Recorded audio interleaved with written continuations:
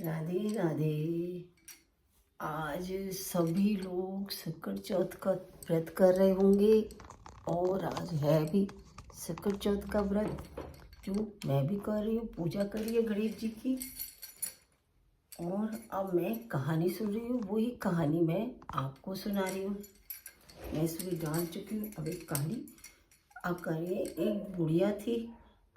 बुढ़िया के एक बेटा था, बहुत गरीब थे। वो बुढ़िया भी जो थी शक्कर चौथ का व्रत करती थी और अपने बेटे को भी खिलाती, आप भी खाती थी। बेटे को काफ़ी अच्छा बना बना कर देती थी। उसकी चूरमा बनाती थी, चूरमे में घी वगैरह खूब डाल कर देती थी। लेकिन पड़ोसनी जो थी वो चिड़ी हुई थी। एक दिन क्या हुआ, व्रत था तो उसने कहा, माँ कैसे आज, यूँ कहता कि आज बेटा व्रत है मेरा, मैंने तेरे लिए रखा है और मैं आज कुछ नहीं खाऊंगी, तेरे लिए बना दूंगी। ठीक। जब वो अपनी पड़ोसन के यहाँ जाता है किसी काम से, पड़ोसनों को देखता है कि वो तो चूरमा बना रही है। चूरमा बाटी सब घी में गलगच कर करके बना रही है। क्या आज क्या है? उसने कि शक्कर चौथ का व्रत है। अच्छा, तो मेरी माँ ने भी करा है व्रत। तो यूँ कहती माँ तो व्रत करती है लेकिन वो तो अपने खाने को गटकती है, खूब माल खाती है, जब मर्जी बनाया और खाया, खूब मालपुए खाती है, तेरे को नहीं देती खाने को। उसे बड़ी गुस्सा आता है। वो आ जाता है, घर आता है तो माँ से कहता है, माँ क्या, अच्छा तुम व्रत रह रही हो तो तुम तो खूब खाने पीने को ऐसे बनाती हो, करती हो अपने लिए, है मुझे तो कुछ भी खाने को नहीं देती, खूब घी का बनाती हो, सब काम करती हो। यूँ कह ना बेटा, ये तो मैं तेरे लिए व्रत रखती हूँ और अपने लिए नहीं, मैं तो खाली तेरे लिए व्रत रख रही हूँ। उसने कहा ठीक है, तो अच्छी बात है। यूँ कहा अच्छा माँ, तो मैं तो वो कह रहा मैं तो उसका ठीक है। उसने कहा अब जाके वो क्या करता है, जाके सो जाता है। सो जाता है और सो के और जब होता है चद्दर ओढ़ तान सो जाता है। बेटा कैसे सोया ना? क्योंकि माँ कुछ नहीं, मेरी तबीयत ठीक नहीं है। अब उजट सो गया, कर गया, उठ गया। उसने जैसी माँ होती है, व्रत तो होता है कि वो भी चूरमा बनाती है, खूब सारा चूरमा बनाती है, आधा अलग कर देती है, आधा अलग कर देती है। आधा जो वो अलग करती है, 4-5 पिंडी बनाती है, उसमें खूब सारा घी डालकर बनाती है और बाकियों के में कम घी का बना लेती है और उसे उठाकर रख देती है शक्कर चौथ माता की। अपने बेटे को जगाती है, बेटा आ जा, चल अब तू खाना खा ले, व्रत भी खोल लिया, पूजा भी कर ली, मैं अर्घ भी दे आई हूँ। और वो क्या करता है, करती है कि उसे झट वो देखता है कि माँ कौन सा चूरमा मुझे देती है। उसे जो घी का गलगल चूरमा बिल्कुल बनाया था, खूब घी डालकर वो अपने बेटे को देती है। झट बेटा जो होता है ये देखकर बिल्कुल आंखें नीची कर लेता है, माँ से कुछ नहीं कहता और कहता है, माँ मैं काम के लिए जा रहा हूँ। उनके ठीक है बेटा, जैसे भी है। अब वो उसको कहते, ले बेटा ये तिल और बाजरे की आखत है, इसे जरूर लेते जाना। क्योंकि इसका कैसे करूँ, क्या करूँगा माँ? क्योंकि जो भी तेरे पास संकट आए तो इनको तू डालना, चारों तरफ डाल लेना अपने, और सारे संकट टल जाएंगे। उसने ऐसा ही किया और जेब में उन्हें रख लिया। रख के और वो चल दिया। वो एक गांव में, नगर में पहुंचा। नगर में था तो वहाँ पे क्या था, हर 3 महीने में, साल भर में, मतलब अवा तपता था। कुम्हारों के मटके, मिट्टी के बर्तन नहीं पकते थे बिल्कुल भी, साल भर में जाके पकते थे। और जब पकते थे, जब वो किसी की बलि ले लेता था। एक चलता जाता है, देखता है एक बुढ़िया होती है, परिवार के लोग रो रहे हैं। क्योंकि अरे बेटा क्यों रो रहे हो?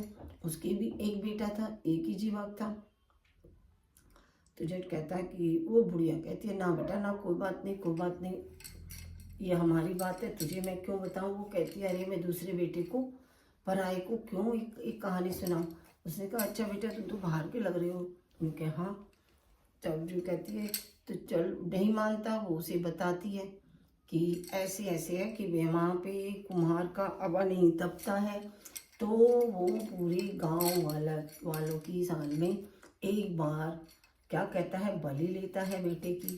क्योंकि अच्छा शक्कर चौथ को ही लेता है वो बलि, और जब ही उसका अवा पकता है, बर्तन भी पकते हैं। उसने कहा ठीक है। अच्छा तो माई एक काम करना, अब जब भी तुम्हारे बेटे को बुलाने आए तो तुम मुझे जगा देना, मुझे तुम खाने को दे दो, मैं बहुत दिन से भूखा हूँ और मैं तुम्हारे बेटे की जगह सो जाता हूँ और तुम वहीं से मुझे जगा देना। जट वो उसे क्या करती है, खिलाती है पिलाती है और सुला देती है। वो सो जाता है जाके, और उड़ के आते हैं राजा के पहरेदार जो भी हैं सारे आते हैं। वो कहते हैं अरबी अपने बेटे को भेजो। वो तो बड़ी जोर की कांपती है, करती है कि अरे मैं पराए पुत को कैसे जगाऊं, यूँ के फिर वो सोचती है अरे मुझे तो झट वो जग जाता है अपने आप ही और खड़ा हो जाता है कि चलो मैं चलता हूँ, चलो लेके चलो। जब वो माँ की आखत थी उसकी जेब में ही रखी थी, उसे भी लेके चल देता है। जाता है जहाँ अवा पकड़ा होता है, वहाँ पे देखता है आग जल रही है। जट उसे भी बैठा देते हैं उसके अंदर, नीचे नीचे ऊपर से आग लगाकर जट सारे मिट्टी के बर्तनों को कुम्हार उसके अंदर रख देते हैं। उसके अंदर रखते हैं। उधर जो बुढ़िया थी जिसके बेटे को वो ले जाने थे, वो बेचारी बड़ी दुखी हो रही होती है, अरे मैंने पराए पुत को कैसे भेज दिया, मैंने पराए पुत को कैसे भेज दिया, ऐसे सोचते हैं। अब वो 1 महीना बीतता है, मतलब ज़्यादा दिन नहीं बीतते हैं, और उसमें से क्या देखते हैं कि उसमें से आवाज़ आ रही होती है कि मुझे क्या कैसे आती है, इकलौती के पुत को, मतलब एक ही बेटे की माँ का पुत हूँ, मुझे निकालो, एक ही बेटा हूँ मैं अपनी माँ का, मुझे निकालो। धीरे धीरे हौले हौले, धीरे धीरे हौले हौले निकालो मुझे, धीरे धीरे हौले हौले निकालो मुझे। झट वो देखते हैं बच्चे वहाँ खेल रहे होते हैं, बच्चे सुनते हैं, उनकी बॉल भी लग जाती है, तो झट उसमें से आवाज़ भी आ जाती है दोबारा से, अरे मुझे निकालो निकालो, धीरे धीरे धीरे धीरे। झट वो देखते हैं राजा की को खबर भेजते हैं, राजा भेजता है, राजा के आते हैं लोग वहाँ से। अब वो देखते हैं धीरे धीरे उसको हटाते हैं, हटा के देखते हैं तो फिर अंदर से आवाज़ आती है, धीरे हौले धीरे हौले धीरे हौले। क्योंकि अरे इसमें तो भूत जिद क्या है, यूँ के ना तुम हटाओ एक बार। जब वो देखते हैं तो अग्नि तो होती नहीं है और चारों तरफ हरियाली सी हो रही होती है, बीच में उसका बुढ़िया का बेटा बैठा होता है। जब वो कहते हैं सारे के सारे अचंभे में रह जाते हैं, अरे ये चमत्कार कैसा, ये चमत्कार कैसा। फिर वो उस बेटे से पूछते हैं, पहले बुढ़िया से पूछते हैं, वो बुढ़िया वहीं बैठी रहती है, आती है बैठ जाती है, आती है बैठ जाती है, देखती है कि अरे क्या हो उस बेटे का, क्या हो। उसकी माँ बहुत दुखी हो रही होगी। झट वो क्या करता है, कहती है नहीं ये मेरा बेटा नहीं, सारी बात बताती है, ऐसे ऐसे आया था, इसने मेरे बेटे को बचा लिया और इसी ने इस अभी को अब आया है। राजा रानी सब देखते हैं, अरे ये क्या हुआ है। अब उसमें से निकल जाता है और उसके बाद कभी भी अवा पकता है वो बलि नहीं लेता और जल्दी ही बर्तन 1-2 दिन में ही पक जाते हैं। अब राजा था, उसकी जो बेटी थी वो भी बड़ी हो रही थी। रानी कहती है कि अरे भाई तुम बेटी के लिए तो घर बार ढूंढ ही रहे हो, लेकिन हाँ ये लड़का है, इसी से हम अपनी बेटी का विवाह करेंगे, क्यों इसे तो अग्नि भी नहीं जला पा रही है। ये सब सोच उसने राजा ने अपनी बेटी की विवाह उससे कर दिया। और एक दिन बोला रहने लग गया वो यहीं पे। तो राजा बोला कि अरे भाई अब तो तुम्हें अपने घर जाना चाहिए। उसकी बेटी भी बोली अब हमें अपने घर चलना चाहिए। कहता है हाँ चलो। अब वो क्या होता है कि राजा उसे बहुत देता है, करता है, सोने चांदी खूब दे के विदा करता है अपनी बेटी को। अब वो अपने गांव आता है। गांव आता है तो जब वो गांव में घुसता है तो वहाँ से ही किसी को जानने वाले से कहता है कि मेरी माँ को कह दो कि तेरा बेटा आया है। और माँ तो उस अपने बेटे की याद में ही रो रो के अंधी हो चुकी थी कि मेरा बेटा कहाँ है, मेरा बेटा जिंदा कहाँ है, मेरा बेटा जिंदा कहाँ है। और जैसे ही वो आई तो उसने कहा ठीक मेरा बेटा होगा।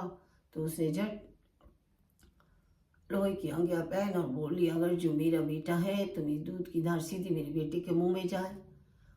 और ऐसा ही हुआ, झट उसके बेटे में उसकी दूध मुंह में बेटे के दूध की धार गई।